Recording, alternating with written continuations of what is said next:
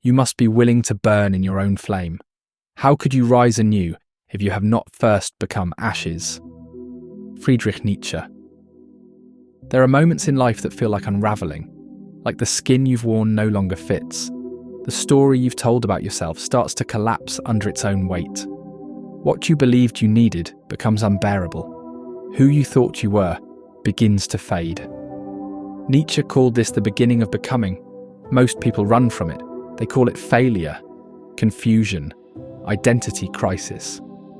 But Nietzsche saw it as the pulse of something sacred, the painful, necessary shedding of everything false.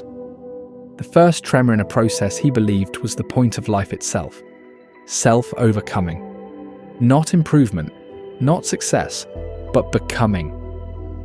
To become is to dissolve who you were without knowing what will replace it. It is to destroy your patterns, abandon your comfort, and walk forward without a map. It doesn't feel noble. It feels like grief. Nietzsche rejected the idea of a fixed self. To him, the human was not a thing. It was a process, a force, a becoming. And becoming is not elegant. It is not Instagrammable. It is violent, disorienting, and absolutely essential. Because what we call peace is often just the absence of movement. The shell we crawl into when change threatens our illusion of control. But real peace, in Nietzsche's world, does not come from stillness. It comes from strength, from becoming what you are, even if what you are is terrifying. He spoke of the Übermensch, often misunderstood as a perfected human. But Nietzsche never meant perfection, he meant transcendence. Someone who has burned through the lies of culture, ego, morality, and emerged as something self-created, not a role model, but a reality breaker. And this is where most people turn back, because to become yourself, you must first destroy everything you were told to be. Most people want change to feel like progress, neat, orderly, clean. But real becoming feels like falling apart. It is the undoing of the known. It is standing in the ashes of your identity and choosing not to run. And in today's world, with its curated selves and optimized personas, becoming is more disruptive than ever. Because we are taught to present a version of ourselves that is already complete, to be certain, polished, branded. We are not taught how to fall apart. We are not taught how to grieve the death of old selves. We are not taught how to become. Nietzsche believed that to live is to suffer, but not in the passive sense. Suffering is not punishment.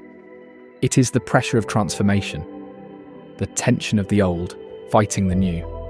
And in that suffering lives the possibility of self-overcoming, but only if we don't numb it, only if we don't run from it, only if we let the discomfort speak, because discomfort is not the enemy, it is the signal. The pain of not fitting in is the sign you're meant to outgrow the frame. The ache of uncertainty is the birth of a new direction. The collapse of meaning is the clearing where truth might finally enter. Nietzsche's world was one without guarantees, without safety, but it was also one filled with potential. Not comfort, but clarity. He asked you to stand alone, to stop outsourcing your values, to stop seeking praise, to stop fearing rejection. He asked you to become dangerous, not in violence, but in vision, to be someone who can walk through fire and not beg for it to end. Someone who builds meaning from the ground up, not inherits it. And yet, we're still waiting for someone to hand us ourselves. But no one can do that. You must be willing to disappoint every version of you that was created for approval. You must be willing to dissolve before you rebuild. You must be willing to lose the plot. Only then will something real emerge, because becoming is not a strategy. It's a shedding. The discomfort you feel isn't a flaw in the process, it is the process. Nietzsche once wrote, "The snake which cannot shed its skin must perish." And we are all snakes now, bursting at the seams of an identity that cannot contain our evolution.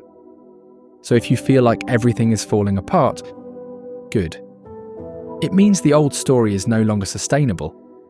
It means the false mask is too heavy to wear.